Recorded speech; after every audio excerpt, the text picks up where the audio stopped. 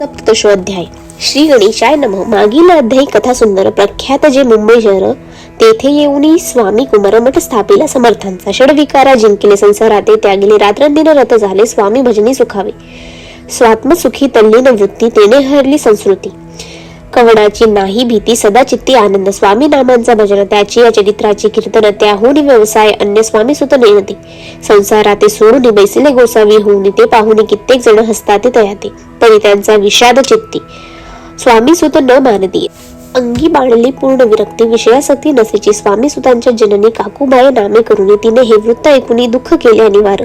मोहावरती सापडले मायावश जे झाले त्याची प्रपंचा वेगळे गोळ काही न लागेची. पुत्र वात्सल्य करून पाही शोक करीत काकूबाई मुंबईत लवलाही सुता जवळी पातल्या. गोसावी निज सुता पाहुनी वृक्षस्थळी घेती बुडवूनी अंग टाकीली धरणी बहुत आक्रोश मांडिता. निज मातीचा शोक पाहुनी दुःखित झाले अंतःकरण तिये लागी सावरून धरिले सत्वर प्रेमाने. तुझ्या उदरी जन्मास आलो सद्गुरु पायी विनमलो जन्म मरणाते चुकलो मुक्त झालो सहजची. धन्य धन्य तू गेग जननी मज लागे प्रसवुनी मान्य झालेचे त्रिभुवनी काय धन्यता वर्णावी. अशा प्रकारे स्वामी सुत मातेचे समाधान करीत मधुर शब्दे समजावीत परमार्थ गोष्टी सांगुनी. पण त्याच्या या गोष्टी तियेसी गोड न लागती म्हणे याची भ्रष्टमती खचित असे झाली. यासी पिशाच्य बाधा झाली किंवा कोणी करणी केली याची सोय केली पाहिजे. पंचाक्षरे आणुनी त्या समयी प्रख्यात थोर यशवंतराम भोसेकर जयासी देव मामलेदार सर्व लोक म्हणती. त्यांची घेऊनी भेटी विचारावी काही युक्ती हे जरी कृपा करती तरी होय आरोग्य. चा विचार करूनी पोटी दर्शना आल्या उठाउठी. सांगितल्या सुताच्या गोष्टी मुळापासून सर्वही होऊन या दीन वदन करिता विनंती कर जुळून म्हणती सर्वज्ञ आपण उपाय यासी सांगावा. ऐकुनी देव मामलेदार हसुनी देती उत्तर त्यासी पिशाच्य लागले थोर माझेनी दूर नोहेची.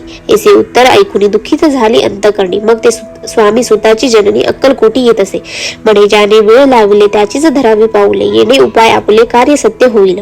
असो इकडे स्वामी सुत मुंबई माझी वास्तव्य करीत. हिंदू पारसी स्वामी भक्त त्यांच्या उपदेशे जाहले. मठ होता कामाठीपुऱ्यात तेथे जागा नव्हती प्रशस्त मग दिली कांदेवाडीत.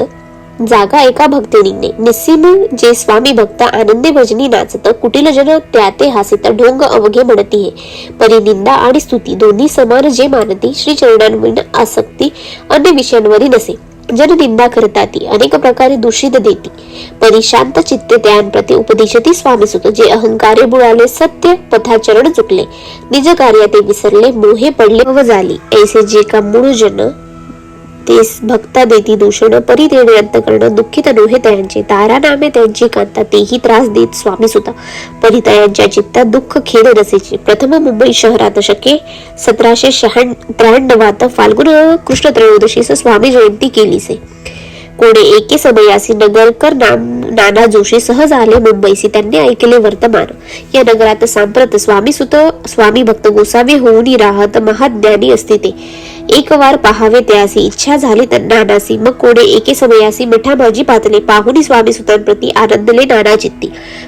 प्रेमानंदे चरण वंदिती स्तवन करीत त्यांचे. स्वामी सुते त्यांची लाविले स्वामी भक्तीसी. धन्य झाले नाना जोशी रंगले भजनी समर्थांच्या. ऐसे कित्येक सज्जन स्वामी सुते शिष्य करून वाढविले महात्म्यपूर्ण श्री समर्थ भक्तींचे. पुढे जोशी बुवांनी स्वामींची पत्रिका करून ती अर्पावया श्री चरणी अक्कलकोटी पातले. पत्रिका श्री चरण अर्पिली स्वामी मूर्ती आनंदली. समर्थे त्यासी आज्ञा केली नगरा वाजवा म्हणून. नगारा वाजविता जोशी हासू आले समर्थाशी. पाहुनी स्वभक्तासी परमानंद झाला. अक्कलकोटी स्वामी सुत श्री संनिध भजन करीत कीर्तनी आनंदे नाचत लोकलज्जा सोडून. लोकवादकाचे मानी भय जो भक्ती करील काय प्रेमानंद चित्तानो हे भजनी मन लागेना.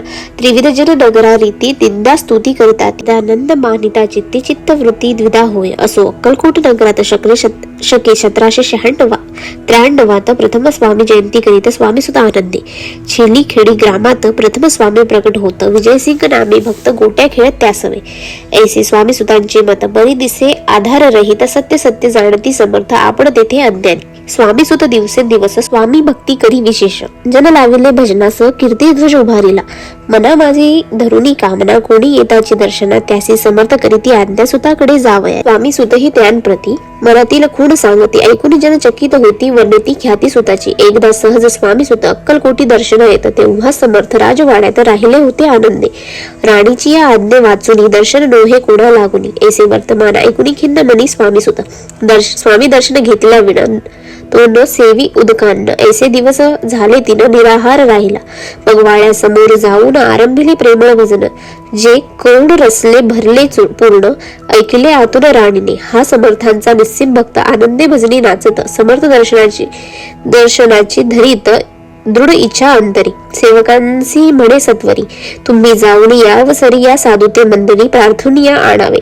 ऐसे राणीची आज्ञा होता सेवक धाविले तत्वता प्रार्थुनिया स्वामी सुता मंदिरा माझे आणले. पाहुनिया समर्थांसी उल्हास सुताच्या मानसी. धावुनिया वेगेसी मिठी चरणी घातली. सद्गतीत अंतःकरणी चरण क्षाळले नयनाश्रूंनी. देहभान गेला विसरूनी स्वामीपदी सुखाविला. बाळ चुकले मातेसी ते भेटेल बहुत दिवसी. मग त्याच्या आनंदासी पारावार नसेची. निज सुतंते पाहुनी आनंदिले समर्थ मनी. कर फिरविला मुखावरुनी हस्ती धरुनी उठविले. अक्कलकोटी त्या वसरी बहुत होते सेवेकरी. परी समर्थांची प्रीती खरी स्वामी सुतांवरी होती.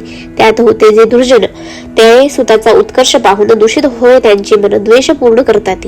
काही उपाय करून फिरवून समर्थांचे मन स्वामी सुतावरचे प्रेम कमी करू पाहताती. स्वामी सुत रात्रंदिन समर्थांपुढे करीती भजन पायी खाडावा घालून प्रेम रंगे नाचते. एके दिवशी श्री समर्थ बैसले असता आनंदात स्वामी सुत भजन करीत पायी खाडावा घालून. ऐशी वेळ साधूनी समर्था सांगितले दुर्जनी स्वामी सुताची हे करणे योग्य नसे. समर्था बैसला असता आपण पायी खाडावा घालून हा नाचतो काय म्हणून. आपुला अपमान करावया परकी आणि निजसुत समान लेखितीचे सत्य ते सर्वासे अलिप्त श्रेष्ठ कनिष्ठ कोण त्या ते. आता खडावा काढूनी मग नाचावे त्या भजनी. ऐसी आज्ञा सुता लागून केली समर्थ त्यावेळी. तोच उठले कित्येक जण खडावा घेतल्या काढून.